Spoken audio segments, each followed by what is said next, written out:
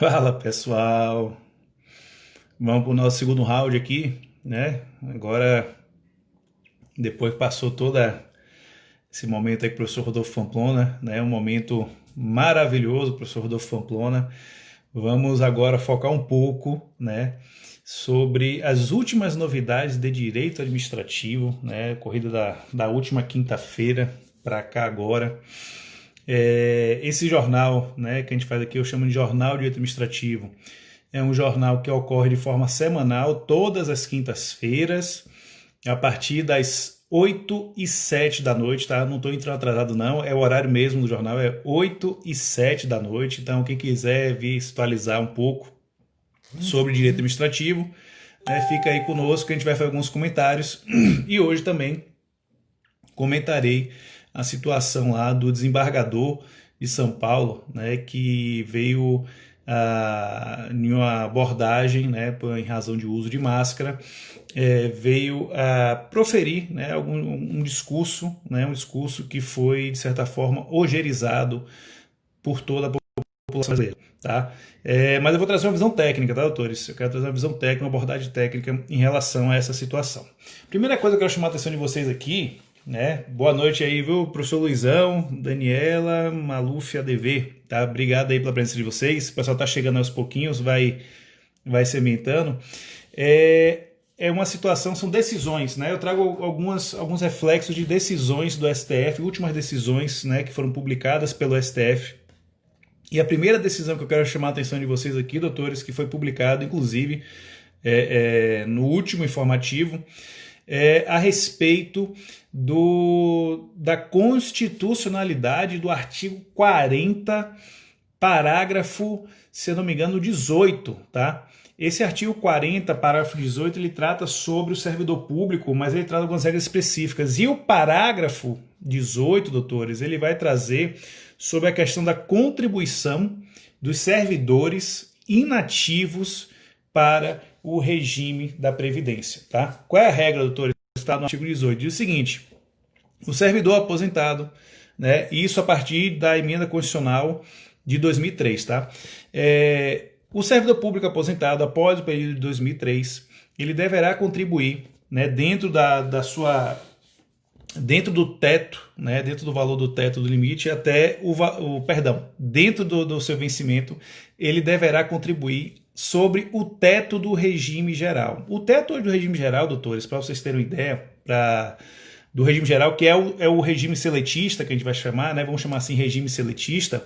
Esse regime seletista, queridos, é um regime que é dos privados, né? Aposentadoria privada, na verdade, aposentadoria privada, vírgula, né? Aposentadoria da Previdência Social. E os servidores públicos, eles também possuem, né, o regime próprio, que é o regime ao qual eles irão se inserir em relação à sua aposentadoria. Então, o que foi a decisão do STF? O STF decidiu o seguinte, que é sim constitucional a alteração da Constituição que aumentou as alíquotas de contribuição dos servidores que foram para a aposentadoria, né, a partir de 2003, porque havia uma discussão, doutores, que isso impactaria, né, impactaria nos valores devidos por esses servidores a título de contribuição. Então, como é que funcionava antigamente, né? Era 11% da alíquota, né? Inclusive, a gente está observando que para os servidores inativos aí que estão vinculados à Constituição Federal, eles vão pagar até um determinado valor, o teto da Previdência. O teto da Previdência hoje, como eu disse, estava 6.900, se eu não me engano, tá? Então eles vão pagar sobre esse teto da Previdência, né? E também sobre uma alíquota própria para aquilo que superar esse valor do regime geral, tá? E essas duas contribuições, doutores, ela é constitucional, decisão já pacificada no STF. Outra coisa que eu quero chamar a atenção, doutores, né, que inclusive é uma decisão recente também, no caso dessa semana, né, que o STF foi publicada, é sobre a situação de servidores municipais, anota isso aí, ó, servidores municipais que ingressam com pedido de aposentadoria perante o INSS. Aí vocês podem estar perguntando, mas professor, o senhor acabou de falar que o servidor público tem um regime próprio de previdência social. Verdade. É, inclusive, uma obrigação legal, né? Todos os municípios, não só os municípios, mas todos os entes públicos devem criar um regime próprio para os seus servidores, ou seja, é desse regime próprio que vai ser paga essa aposentadoria dos servidores. E o que acontece, doutores? Os municípios menores, eles não conseguiram ainda instituir, boa parte dos municípios pequenos não conseguiram instituir um regime próprio. Então o que acontece? Quando o município vai fazer o recolhimento da previdência desses servidores, ele vai recolher para o regime geral, ou seja, para o regime daqueles que têm vínculos particulares, seletistas. Professor, isso é legal? Não, porque antes da Constituição de 88, né, havia assim, essa particularidade, né, os servidores poderiam contribuir para o regime geral. Só que, após a Constituição de 88 e algumas reformas da Previdência, foi obrigado que os municípios também criassem um regime próprio.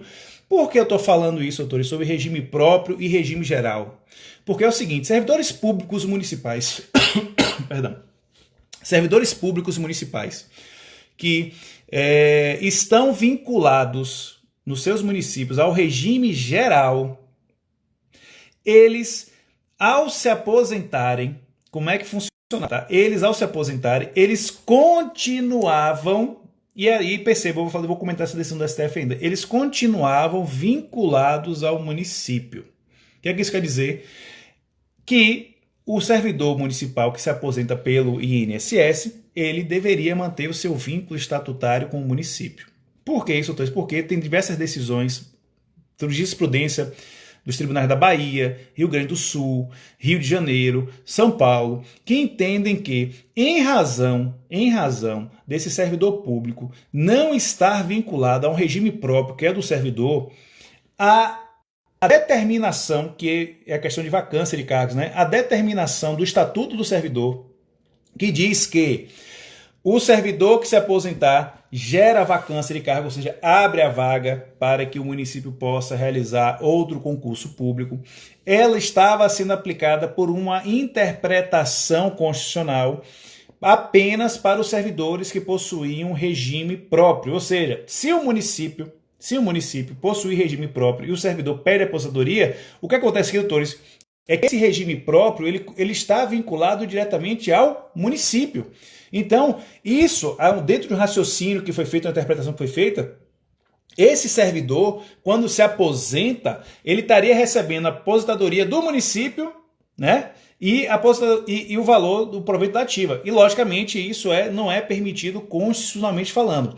O que acontece é que os servidores públicos municipais que estavam vinculados ao regime geral, ou seja, perceba, doutores, eu tenho o município, um ente público, e o INSS, outro ente público. Então, o que acontecia dentro da interpretação que foi feita, que nesse caso aqui, a aposentadoria, quando esse servidor municipal requeria aposentadoria ao INSS e o INSS concedia essa aposentadoria, o servidor, conforme a jurisprudência que ainda existe nos tribunais estaduais, ele poderá receber tanto do município, que é uma fonte de pagamento, quanto do INSS, que é outra fonte de pagamento.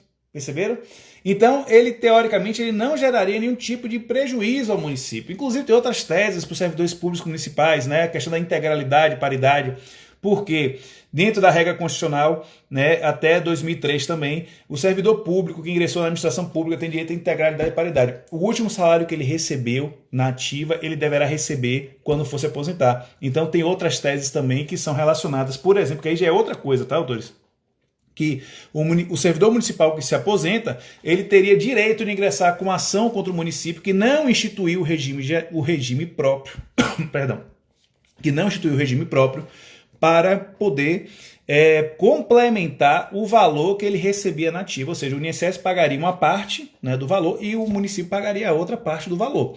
O que eu quero chamar a atenção, doutores, é que o STF... E aí eu vou fazer a ressalva, não foi em sede de repercussão geral, foi a primeira turma do STF, entendeu, e aí é um precedente, doutor, isso é importante trazer, isso é um precedente, isso não é uma jurisprudência ainda, é uma decisão que o STF resolveu estabelecer pela sua primeira turma.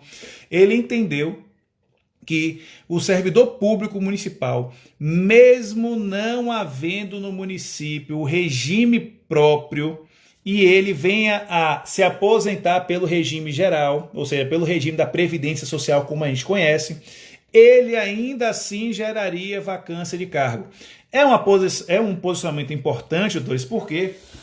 Porque, como eu disse agora mais cedo, há decisões, as jurisprudências, né, de diversos tribunais estaduais que asseguram ao servidor público municipal a se manter no seu serviço, mesmo que ele venha a conseguir aposentadoria pela Previdência Social. E a única regra aí, doutores, dentro dessa situação dos municípios é que se o servidor requerer, se viesse a requisitar aposentadoria por invalidez, aí sim, dentro da regra da invalidez, não pode ser nenhum tipo de outra atividade, obviamente ele teria que ser, o cargo desse servidor teria que ser tornado vago. Mas, doutores, chamo a atenção novamente, o STF deu um passo importante para uma jurisprudência que talvez venha se conformar, que é a situação do servidor público municipal que está vinculado à Previdência Social. Pela posição recentíssima, nessa semana, do STF, o servidor público municipal que se aposentar pelo regime geral gerará vacância de cargo. Não haverá uma situação, ou seja, se esse recurso, percebam, se os recursos dos tribunais, né, de estaduais chegarem até o STF, a gente já sabe qual é a posição da primeira turma, tá, em relação a essa matéria. Mas, repito, isso não vincula os demais tribunais porque não foi julgado em sede de repercussão geral, tá bom? Estou falando demais, desculpa, doutores. Outra coisa que eu quero chamar a atenção de vocês, doutores, aqui, que é importante, é acerca de serviços públicos, tá? Na verdade, não serviços públicos em si, de transporte público. Doutores, foi firmada a tese, aí sim, em repercussão geral, tese quentinha, novinha para vocês, que as licitações de transportes públicos é a regra. Entretanto, o STF diz o seguinte, salvo em situações excepcionais. E aí, para quem faz concurso, doutores, isso é uma dica de ouro. Por quê? Porque quem estuda para concurso precisa estar atualizado com a jurisprudência dos tribunais superiores. E isso é uma tese que vai, inclusive, de forma contrária à tese anterior do STF, que era que haveria a necessidade sempre de realizar licitação para concessão de transporte público. Então, o que é que o STF trouxe aí, doutores? De forma bem rápida, que para concessão ou permissão de transporte público, a regra é que se faça a licitação, salvo em situações excepcionais. Vocês podem estar se perguntando, professor, no acórdão foi determinada as situações excepcionais? Não foi, doutores. Então, o que eu quero chamar a atenção é o seguinte, que, por exemplo, uma situação de pandemia pode ser uma situação excepcional? Dentro de uma perspectiva interpretativa, sim, né? Se eu estou com os municípios proibidos de realizar atividades presenciais dentro da sua estrutura e uma concessão do transporte público municipal, né, é feito através de concorrência, que é modalidade única e exclusivamente presencial. Então, perceba, eu tenho uma questão que está vencendo o prazo. Lógico, eu tenho outros mecanismos para poder, né, dentro dessa situação emergencial, estender o contrato até sair a pandemia, mas imagine que não tem mais prazo para isso, doutores. Então, nesse caso, é possível que o município ele venha a optar por excepcionar a regra da licitação para concessão e permissão de serviços públicos, tá bom? Então, isso é uma novidade, anotem aí, especialmente o pessoal que está focado no concurso e o pessoal que atua também na área de administrativo, porque essa é uma novidade bem quentinha, bem recente para vocês. Queridos, e agora vamos falar um pouquinho aqui sobre uma das maiores polêmicas que nós vimos agora, né, na semana passada. Acho que foi semana passada, então hoje é quinta, né? Foi semana passada, acho que foi sexta-feira passada, né? Que foi o caso do desembargador de São Paulo, que ao ser abordado por guardas municipais, ele tratou-os, né, com um alto grau de rispidez, né, de falta de respeito mesmo, né, não só rispidez, falta de respeito.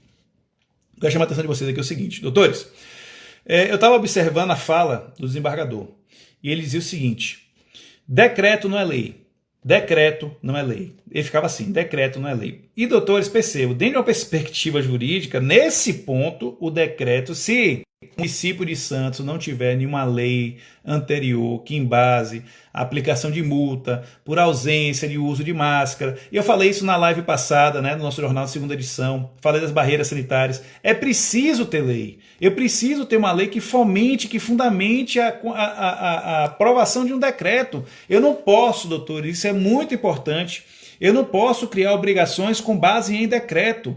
E a gente teve um caso até semelhante, não agora em São Paulo, mas em Minas Gerais. Não sei se vocês acompanharam também, foi uma decisão voltada de administrativo, que foi a Associação de Bares de Minas Gerais, que ingressaram com a ação, já foi cassada essa decisão, inclusive, com base dizendo que o excesso de decretos, se não me engano, não sei se foi do município ou do estado, ele estava violando a razoabilidade e estava em claro abuso de poder. Por quê, doutores? Porque estava criando obrigações com base tão somente em decretos, ou seja, criando a segurança jurídica até para a prestação de serviços, né, empresariais. O que eu quero chamar a atenção de vocês aqui é o seguinte, doutores, preste atenção.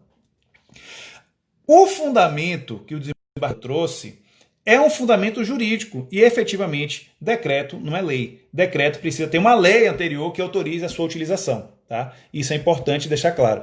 Entretanto, o que eu quero chamar a atenção de vocês aqui foi a postura desse desembargador. Doutores, entenda uma coisa.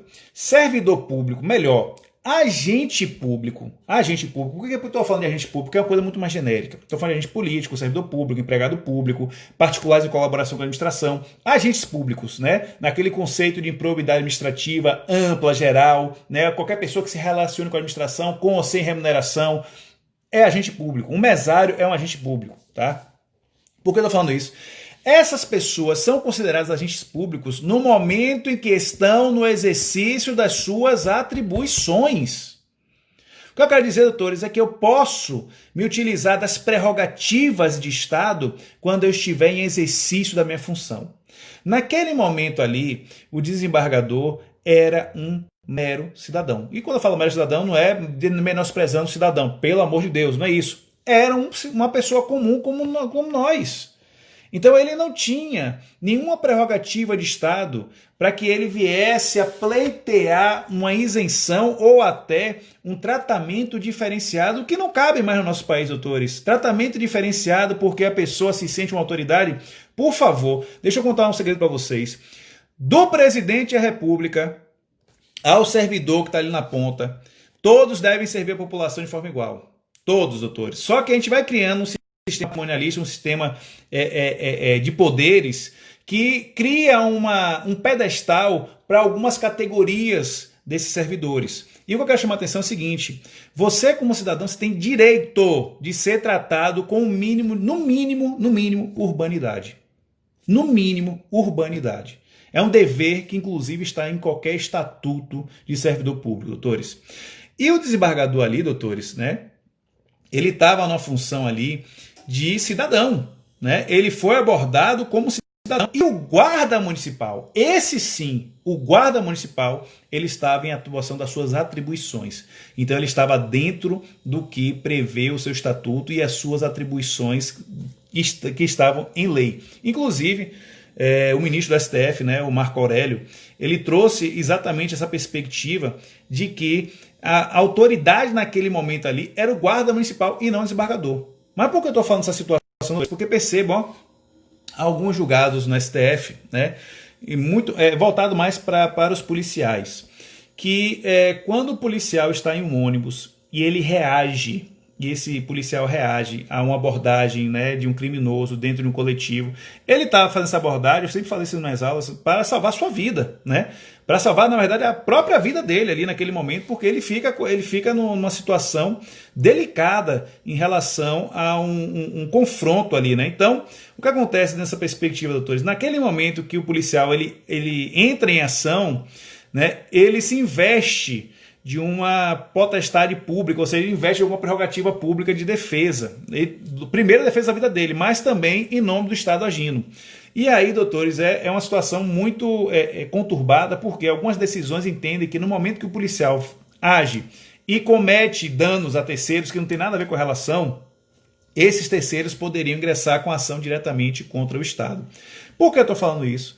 Porque é o raciocínio que pode ser aplicado ao senhor cidadão, né, que se investiu de desembargador no momento da sua abordagem. Inclusive, doutores, esse desembargador, ele se utilizou dos seus contatos pessoais, né, porque ninguém tem contato da pessoa para ficar pedindo um favor, é contato pessoal, porque ele utilizou da sua posição de autoridade para ligar para o secretário de Segurança de Santos, para fazer ligações para outros agentes, né, dentro de um nível de hierarquia acima dos guardas municipais, com claro intuito, doutores, claro intuito, nesse caso aí, se ele se investiu de autoridade, eu vou dizer, com claro intuito de abuso de poder, na sua pior faceta, que é o desvio de finalidade. Doutores, dentro da perspectiva de abuso de poder, nós temos duas vertentes. Nós temos o excesso de poder e nós temos o desvio de poder. O excesso de poder acontece quando o agente capaz, com a atribuição prevista em lei, ele excede na sua conduta que ele já tinha em lei. Então o excesso, por vezes, ele pode ser moderado, ele pode ser leve, moderado ou até uma coisa mais grave. Mas em regra, o excesso de poder, quando a pessoa excede a sua conduta, ela, em regra, vai no máximo até o moderado.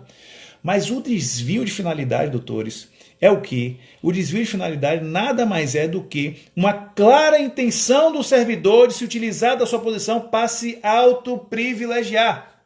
Ele afasta todo o contexto do direito público, ele afasta todo o contexto de coletividade e passa a agir como um ente privado para a sua própria satisfação. Então, se a gente for configurar que esse servidor, né, ele se imbuiu, né, de um cargo público ao qual ele não estava em atribuição, mas se eu for levar em consideração que ele está em atribuição, ele cometeu abuso de poder por desvio de finalidade.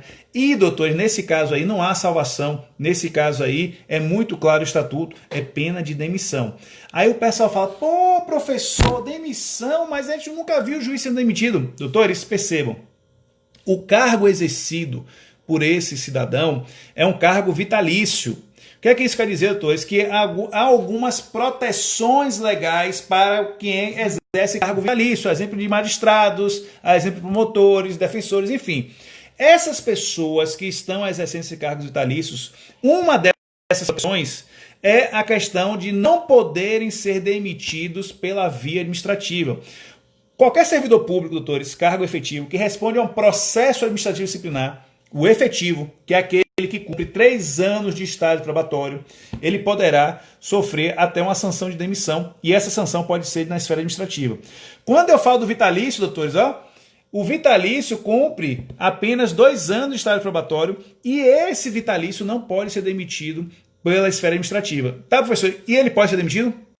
Pode. É por isso que a gente observa muito, quando vai analisar esses contextos de cargos vitalícios, que em regra, na verdade assim, é a regra, dentro da administração pública, juízes, promotores serem aposentados compulsoriamente, porque isso é a medida mais grave que poderá ser adotada contra um membro de cargo, de um cargo, meu Deus, de um cargo vitalício, eu esqueci o nome aqui, de um cargo vitalício. Então perceba, doutores, não é porque é uma injustiça, é porque a lei foi configurada dessa forma, mas para que esse servidor vitalício venha a perder o seu cargo público, ele precisará de uma decisão judicial transitada em julgado. Aí sim a demissão lhe será aplicada. Mas, doutores, diante do que foi narrado, diante que a gente observou, né, da conduta daquele magistrado, né? Vou falar assim, magistrado, porque eu ia falar pseudo, mas magistrado, né? Magistrado, porque magistrado não tem essa conduta, doutores, né? Isso é importante ressaltar. Isso não é conduta de magistrado, também não é conduta de cidadão, muito menos cidadão, né? É uma situação que precisa ser muito bem tratada, porque poderá, inclusive, o CNJ já chamou a responsabilidade para fazer análise desse caso, né? Já tirou da casa para evitar o corporativismo, né? E já trouxe esse negócio lá para o CNJ. E a recomendação, dentro de uma perspectiva que se espera, né, da conduta que foi realizada, é a aposentadoria compulsória, que para essa pessoa, doutores, é algo muito mais grave, de forma muito honesta, porque eu estou tirando o poder dessa pessoa. A pessoa não vai ser mais desembargador, ela será ex-desembargador. E aí o pessoal fica com meio que assim, né? Uma crise existencial, né? Ele fala assim, ainda sou desembargador. Não, você não é mais desembargador, você é ex-desembargador. Você não tem mais atribuição, você não tem mais esse poder, porque agora você passou para a inatividade e você agora vai cursar a aposentadoria e vai responder o seu processo judicial rezando que não venha a ser demitido. Porque, doutores, o que aconteceu de forma muito clara, de forma muito objetiva, doutores, é imperdoável. Né? E um salve aí, eu tenho alunos que são guardas municipais, né? E inclusive eu comento assim, pessoal, guarda municipal hoje, né, em razão do convênio da superintendência, o Sistema Único de Segurança Pública, o SUSP, né, desde 2013 ou 2015, a Guarda Municipal é considerada como um efetivo de segurança pública do município. Percebam. E a Guarda Municipal está dentro desse Sistema Único de Segurança Pública. Então, doutores, Guarda Municipal não tem mais aquela conotação que o pessoal sempre tinha assim, né, Cris, pedir desculpa, imagino, mas tinha mais o que fazer, né? Mas percebam, o Guarda Municipal é a autoridade municipal de segurança pública do município. Inclusive vai trabalhar em troca de informações com a Polícia Civil, com a Polícia Militar, com a Polícia Federal, ou seja, a ideia do Sistema Único de Segurança Pública é exatamente fazer um centro de informações integrados da estrutura municipal até a estrutura federal. Então aquela sensação que vocês tinham que o guarda municipal era apenas para fiscal, que está na Constituição, né? Para fazer a guarda e preservação do patrimônio público do município, doutores, caiu por terra há muito tempo. Guarda municipal, dentro de determinadas estruturas, né, de alguns municípios, inclusive aplica multa, se tiver previsão no seu estatuto. Então, perceba, doutores, a intenção, né, de sobrelevar o guarda municipal a uma força efetiva de segurança local é a busca, uma tentativa de aumentar a segurança no nosso país. Então, um salve aos guardas municipais, tem todo o meu respeito, tá? Um salve a todos aqueles que são agentes de segurança pública. E, sinceramente, doutores, a gente às vezes se cansa de observar situações como essa de pessoas que se privilegiam de uma prerrogativa, de um poder momentâneo, porque ninguém está aqui na Terra para sempre.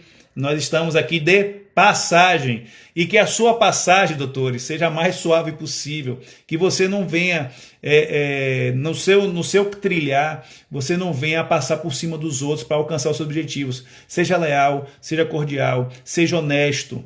Sabe por quê, doutores? Porque essas pessoas chegam onde quiserem. Não precisa. Quem chegar lá por cima de uma situação de sobrelevar em cima de outras pessoas, doutores, a vida vai dar porrada. A vida vai dar porrada.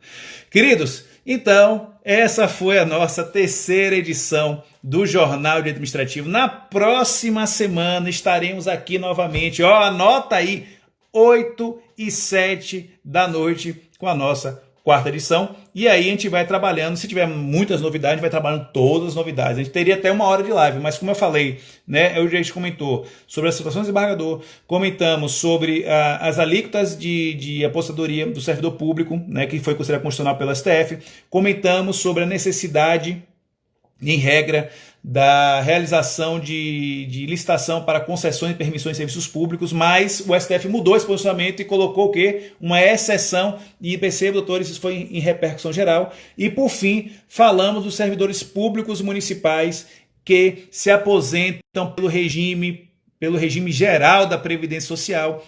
Aqui houve um posicionamento do STF no sentido de que, mesmo que o servidor se aposente pelo regime geral, ele precisará tornar o cargo vago, beleza? É um posicionamento interessante porque nós temos diversos posicionamentos dos tribunais estaduais que garantem ao servidor público municipal que esteja se aposentando no regime geral a manutenção do seu cargo, ou seja, ele receberia pelo município e pelo INSS, em razão, né, dessa diferença de entidades públicas, tá bom? Então, meus queridos, fiquem todos com Deus. Até a próxima semana, se Deus assim permitir. Valeu? Forte abraço a todos. Tchau, tchau.